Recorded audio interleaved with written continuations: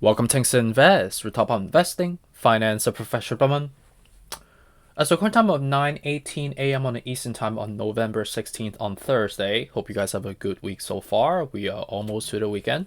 And sorry for missing yesterday. I was actually at a conference yesterday that I was speaking at, which, as you know, my full-time job is I run a venture capital firm. So I was really fortunate to be invited by an organization called New America Alliance, NAA, to judge like a Shark Tank type of pitch competition, which at the end we did rewarded and then awarded the finalists with $100,000 check to seed their venture investment. So that was a pretty interesting one.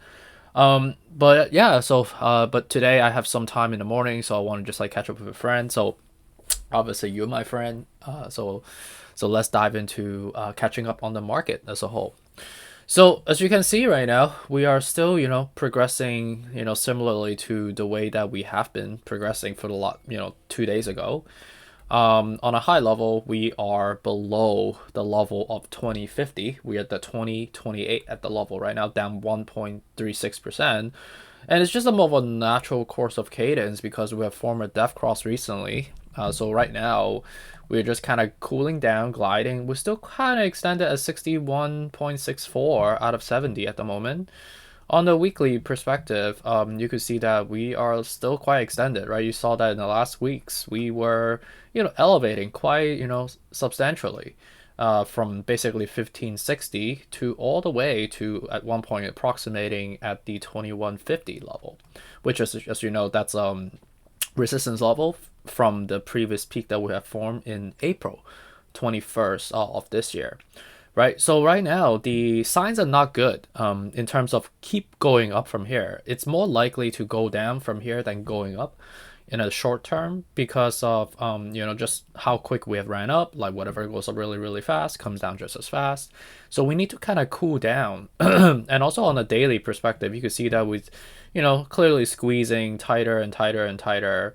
That eventually needs to get to a point of cool down, and also RSI is also confirming how extended we are across the spectrum. So daily, weekly look bearish, while the monthly is looking like it is whatever. It's like kind of just flat on like a pancake, but looking to cool up, percolate up, and then the bull market should begin. And we are like in the typical classic winter setup right now with respect to the whole technical spectrum so far, right? On the Bitcoin, just to reconfirm, similarly, you could see that we're trading quite comparably, but unfortunately, Bitcoin is a little bit more elevated, and you could see that with a large separation on the two.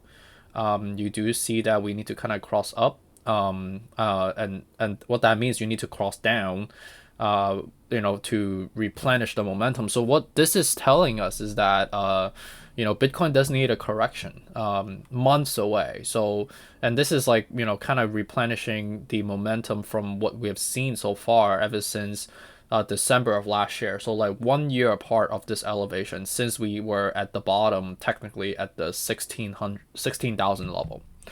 On a daily, you can see that we are also need to be cooled down with the 62. You can see that how extremely extended we have been for the last couple of days, like with this whole elevation, reaching all the way up to basically 38,000, right? 37,989 is basically, if you round it up, is 38,000. And then on the weekly, you could see that we're also quite extended, 71 out of 70, right? So not the best in terms of getting in at the level right now. On the SPY front, you can see that we're, pre-market right now, but the momentum is still running hot, right? You can see that across the whole entire stock market has been kind of running up because of, the interest rates, depictions from the Feds that they will keep the rates flat going forward, but also I guess we have some rebound effects from, the Gaza news, more of a post-mortem effect to at the same time, right? A lot of positive news from some of the, earnings driven by some of the large tech stocks, and obviously with their closing on the year end, a lot of window dressing, and window dressing is basically fund managers would like to pump money into the market to dry things up to make their returns look better on an annualized perspective year end, right? And this is like a artificial pump exercise that they do to make their return for their investors better, if you obviously rounded up, right? If you're down the whole year but you're up at the end of the year, it's also like a good sentimental psychological type of positioning and optics for investors, right?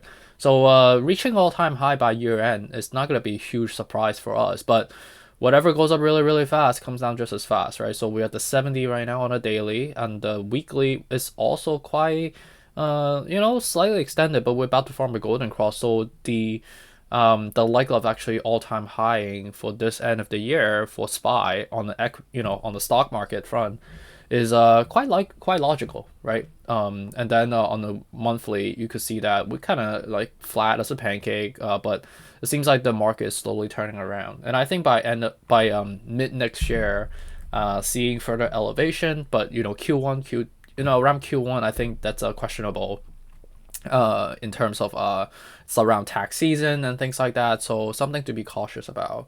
That maybe might be wise to take things off the table by sometimes in January. If you want to avoid the tax treatment that you'll get for year end for this year. But that's up to you.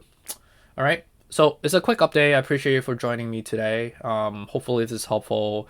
I'll try to be more attentive. I feel like I should be a good friend to you guys to stay in touch. But yeah, if you want to really reach out to me, like you could schedule things with me on my Patreon. I am happy to block out time, for obviously pay members only, to have calls with you. I'm happy to walk you through, but something that I also do is like I run a venture fund, right? So if you guys are seeking for funding for startup companies or your business as a whole, we provide, equity investments, as small as $100,000 all the way to $5 million, right? So happy to be helpful. Just let me know how I can be helpful. All right, sounds good. Take care. Bye.